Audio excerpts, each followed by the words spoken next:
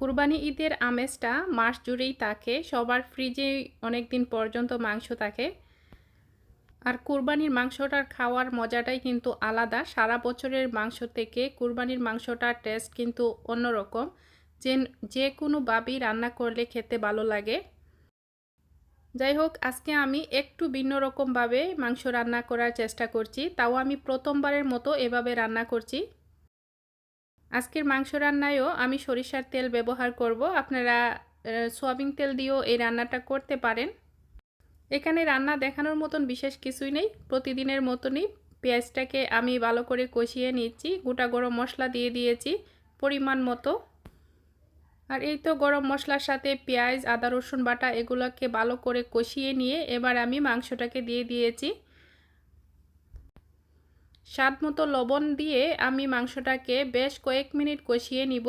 10 থেকে 15 মিনিটের মতো কষিয়ে নেওয়ার পরে যখন পানিটা ছেড়ে দিবে, ঠিক সেই সময় আমি গুঁড়া মশলা অ্যাড করব। এখনও কিন্তু আমি গুঁড়া মশলাটা অ্যাড করিনি।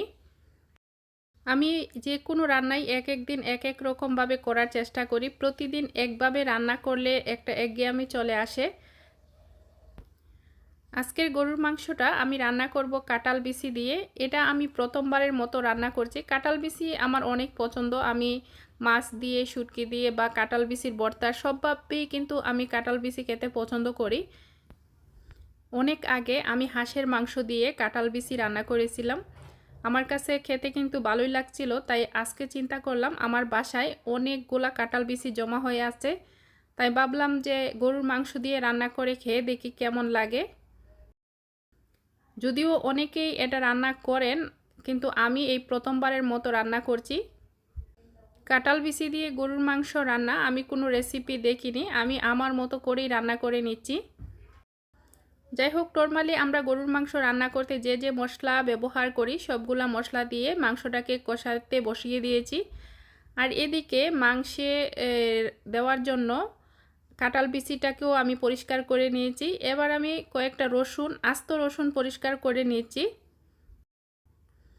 আমি অনেকখানি দেখি যে গরুর মাংসের মধ্যে আস্ত রসুন দেওয়া হয়। আমি কিন্তু কখনো দেইনি। এই প্রথমবারের মতো গরুর মাংসের মধ্যে আমি আস্ত রসুনটা ব্যবহার করব। রসুনটাকে আমি 10 থেকে 15 মিনিটের মতন ভিজিয়ে রেখে দিয়েছি। ভিজিয়ে রাখার কারণে কুসাটা কিন্তু একদম নরম হয়ে যায়। আর উপরের কুসাটা আমি চিলে ফেলে দিব। মাংসটা যখন প্রায় 80% মতো সিদ্ধ হয়ে যাবে, ঠিক সেই সময়েই আমি কাঁঠাল বিচিটা এড করে নিয়েছি। আর কাঁঠাল বিচিটাও আমি পরিষ্কার করে প্রায় আধা ঘন্টার মতো পানিতে ভিজিয়ে রেখে দিয়েছিলাম, যাতে করে কাঁঠাল বিচির যে একটা কষ আছে সেটা যেন বের হয়ে যায়। কাঁঠাল বিচি অ্যাড করার পরে প্রায় 20 মিনিটের মতো রান্না করার পরে এবার আমি অ্যাড করে নিচ্ছি কয়েকটা রসুন আর পরিমাণ মতো কয়েকটা কাঁচামরিচ। কাঁচামরিচটা আমার পছন্দ, এজন্য আমি রান্নার শেষের দিকে কাঁচামরিচটা দিতে পছন্দ করি। কাঁচামরিচের সুন্দর একটা ফ্লেভার আমার কাছে ভালো লাগে। কাঁচামরিচ আর রসুনটা অ্যাড করার পরে মাংসর তরকারির লুকটাই চেঞ্জ হয়ে গেছে, দেখতে অনেকটা লোভনীয় লাগছে। রসুন আর কাঁচামরিচটা অ্যাড করে নেওয়ার পরে কয়েক মিনিটের মতো এভাবে খুব ভালোভাবে কষিয়ে নিয়েছি। তারপরেই আমি মাংসর মধ্যে ঝোলটা অ্যাড করে নিব। আমি এখানে ফুটন্ত পানি ব্যবহার করছি। মাংসের তরকারিতে ঝোল দেওয়ার সময় অবশ্যই চেষ্টা করবেন পানিটা ফুটিয়ে দেওয়ার জন্য। এতে কিন্তু মাংসর টেস্টটাও কিন্তু ভালো আসে আর রান্নাটাও খুব তাড়াতাড়ি হয়ে যায়। তরকারির ঝোলটা আমি আমার পছন্দ মতো রাখবো। খুব বেশি একদম শুকিয়েও নিব না, আবার খুব বেশি পাতলা ঝোলও করব না।